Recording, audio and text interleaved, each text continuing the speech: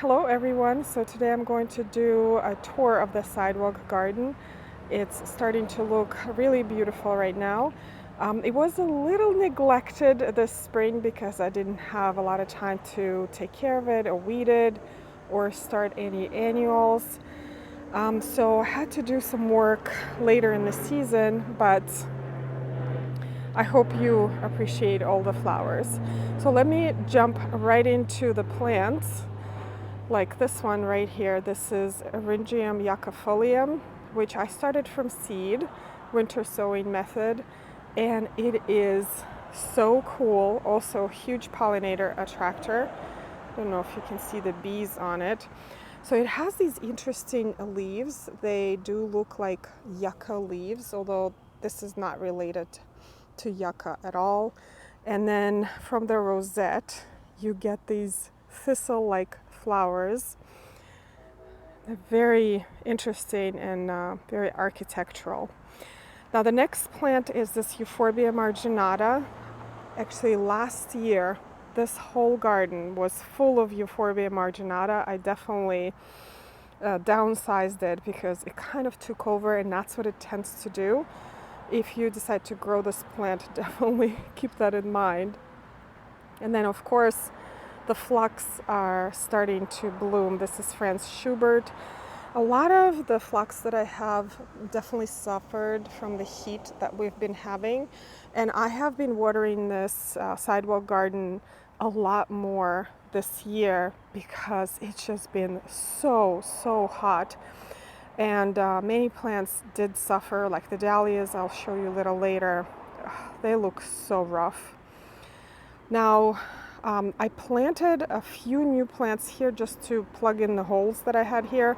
So there is some Russian sage and this really pretty Salvia here. This is Arctic Blaze Purple, and it is just starting to bloom. It's also looking a little rough right now because I left it in pots after I bought it for a couple of weeks without planting, which as we gardeners tend to do. But this salvia actually is supposed to be really long blooming and very prolific. There's another phlox here. This is Nikki. Very bright, beautiful colors. Some of the flowers are fried, of course. This is another plant that I had to plant because I keep losing it in the sidewalk garden. So this is a Gasty Blue Fortune. It's a beautiful native plant, great for pollinators. I have a feeling I'm losing mine either because of salt coverage in the winter or maybe dogs. I'm not sure, but I'm trying again. Such a valuable plant right here. There's mountain mint that is starting to bloom. So here's an example of a dahlia that is looking so rough. Look at that. This is 100% heat related. And here I added some echinaceas. This is Delicious Candy. And look how cute these flowers are. I also added some fertilizer into this area because I have not fertilized this for about 3 years, and I haven't mulched this garden for definitely over 3 years. So I could see that the plants are starting to struggle a little bit. So if you see some yellowing of the leaves or the plants are stunted, definitely check your soil. You may need a little bit more fertilizer. But here I added Angelonia. This is Serena blue. Just some beautiful texture, and Angelonia does so well in our climate. The heat and humidity, they just bake in it and they get bigger and more proliferous. Now this Franz Schubert phlox here is perfection. I just can't stop smiling when I look at this plant. It's just so full and perfect. So this is actually a division from that other Franz Schubert phlox that I just showed you.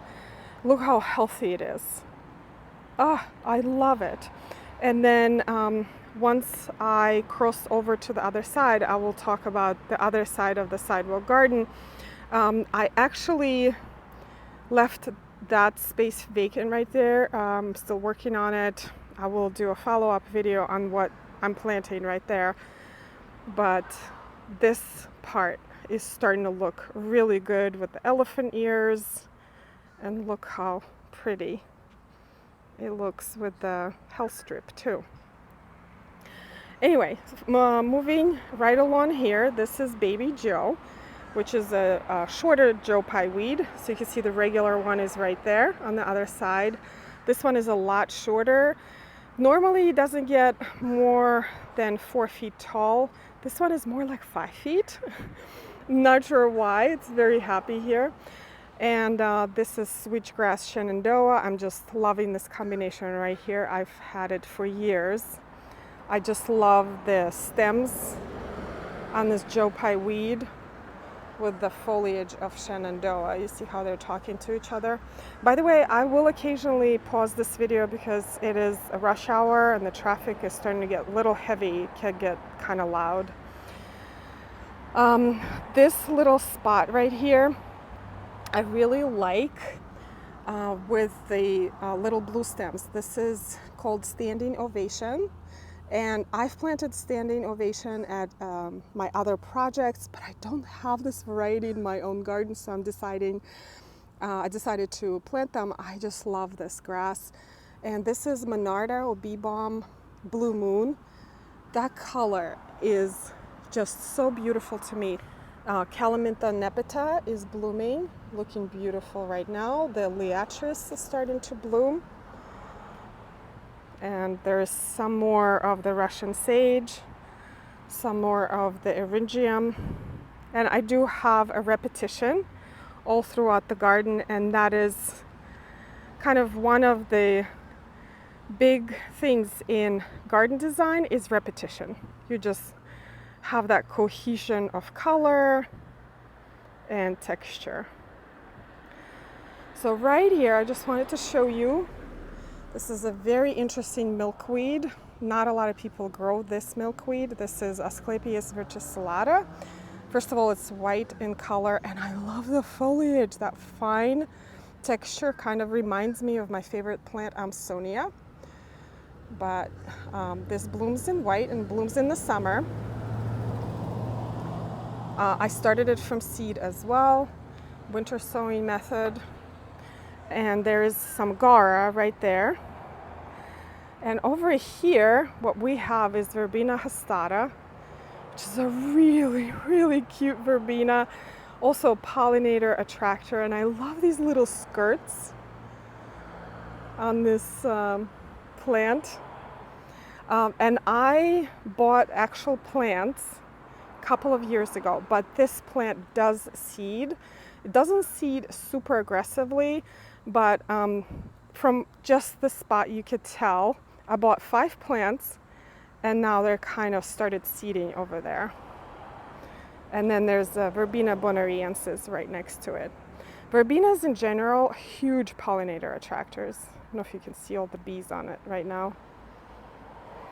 As we move right along, there's this Echinacea that I've had for years. And it's normally is a really good looking plant, but it's got chewed up by earwigs and burned by the sun and the heat this season. I mean, it will definitely recover next year, but it's looking really rough right now. Also, the totem pole switchgrass, I've been wanting to replant that grass for the longest time, and I just miss the window because I like to replant grasses earlier in the spring, but they don't have so much green mass, because replanting this guy right now is a chore. It's like a project, but I really love it. It's a beautiful plant, but it's definitely too tall for the health strip. I'm trying to have plants here that are a little bit shorter, like that Joie pie weed is probably going to have to go. And the totem pole grass is going to have to go too. But you can see how beautiful everything looks right now with backlit sun. The meadowy look that I love so much, and the pollinators are loving this too. So over here, more eryngium, more Russian sage, and that is just the regular variety. It gets really tall. Probably will replace it with something like the denim lace. But look at this Agapanthus. This is galaxy blue, and the blue on it is stunning. Oh, if you love blue color, this is something you need to grow. So I actually couldn't grow this plant before because we were zone 6, and it was kind of borderline hardy, and it would never make it in my garden, but now it is fine. So galaxy blue Agapanthus. There's more Verbina Hasta. Again, this one seeded from the original patch. Some more Echinaceas that also seed freely in the garden. And the Leatris. Look at that plant. So beautiful. Some more Phlox Nikki. And let me just slowly pan over here because this is where the shade starts and not a lot of things bloom in here. Although Echinaceas do really well in part shade situation. Are you seeing this butterfly? Look at how pretty.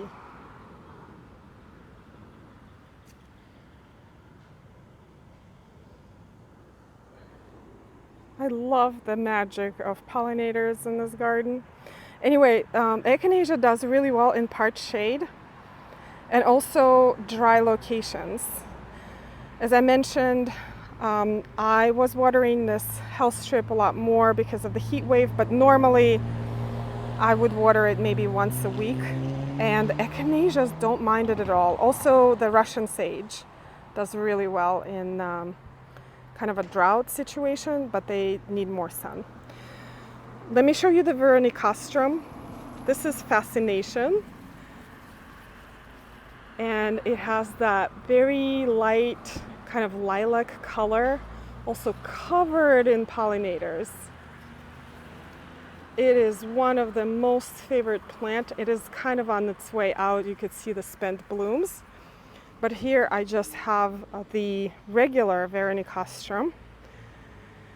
And I love how this one looks against the dark green of the arborvitae. And just look at the pollinators. I cannot get enough of it.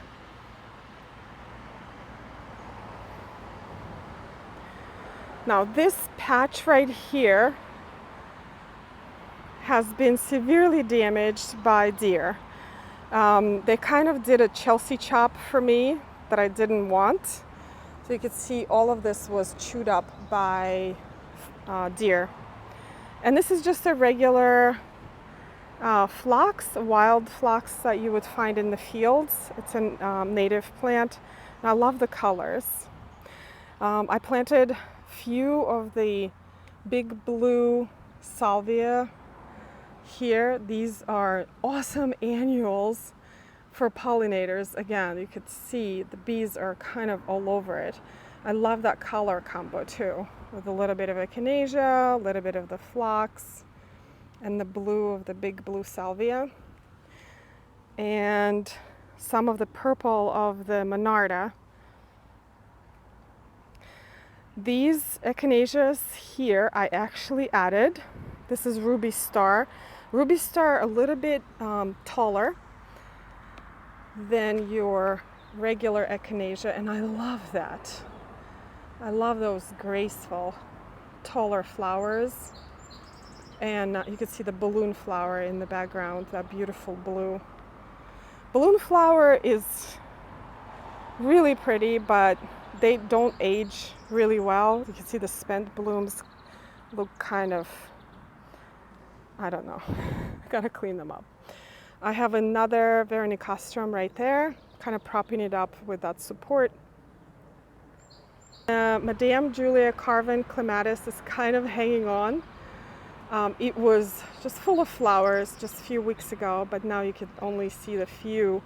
And also the Queen of the Prairie which is just such a beautiful native plant, is on its way out. The Joie weed here is just about to bloom, and I will do another video to update you on what it looks like. The monarch butterflies usually arrive and they are all over that plant. The totem pole switchgrass again with the galaxy blue Agapanthus, Echinacea pallida that is kind of on its way out, but look at the cones themselves. So pretty. The hell strip from this angle here. This is Euphoria ruby Joie weed. Look how small this is. This is barely 3 feet. So if you don't have enough space for a Joie weed, just grow this one, because this is all the space you need. And if you notice holes in your native plants, that is perfectly normal. This is just native insects trying to get some food. And the pollinators. Look at that little bee with the pollen on its legs. How cute. All right, more the Russian sage. I wish I knew the name of this penstemon. I just grabbed this one in Home Depot. It did not have a label. It just said penstemon. Look at the beautiful color. Gorgeous plant. Now let's talk about this side of the sidewalk border. As per usual, I planted some Senorita Rosalita Cleome, and this area receives maybe 3 to 4 hours of sunlight, and this is what Cleome actually likes. It doesn't really like more sun than that. It gets roasted and burned. But look how pretty it looks right now. Another Echinacea that I got, and look at the pollinators. This is Sweet Sandia by Monrovia, and it is so interesting. Just check out these beautiful flowers with a little bit of a green tip on them. Again, the pollinators going nuts over this. Some more of the Cleome here, and of course the elephant ears are coming in. Look at that. Finally. There's this grass right behind the plantains. This is Pennisetum. Unfortunately, I'm going to have to get rid of it because it's starting to become really weedy in my garden and starting to become hard to control. So I have to think about a replacement for that plant. And I love that grass, but it's just too weedy. More Echinacea. These actually seeded from the original Echinaceas that I had in the garden, with some more phlox and some more Serena blue Angelonia. And these Cleome right here are actually from seed, and some more Echinaceas that are from seed. Let me actually back up a little bit and show you the other side of the health strip right here. And at the perfection, that is this French Shubert FLX. When I can't get over it. Just so perfect. Some more of the Euphoria marginata and a Russian sage. I am very pleased with this part of the health strip. The rest I actually have to work on. Like, I feel it's a little too crowded, not like 100% cohesive. Also a little too tall for health strip. Like, I have to work on those heights. But this I also like. I like the heights, I like the textures and the colors.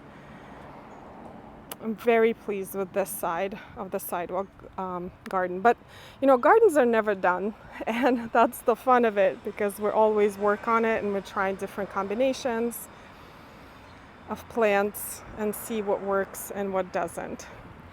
But I think this is it for today. This is one last overview of the sidewalk garden. I hope you guys found this informative. And if you have any questions about the plants that I talked about, just ask in the comment section below. I'll be happy to answer it. Thank you so much for watching. I hope you enjoyed this video, and I will see you in the next one.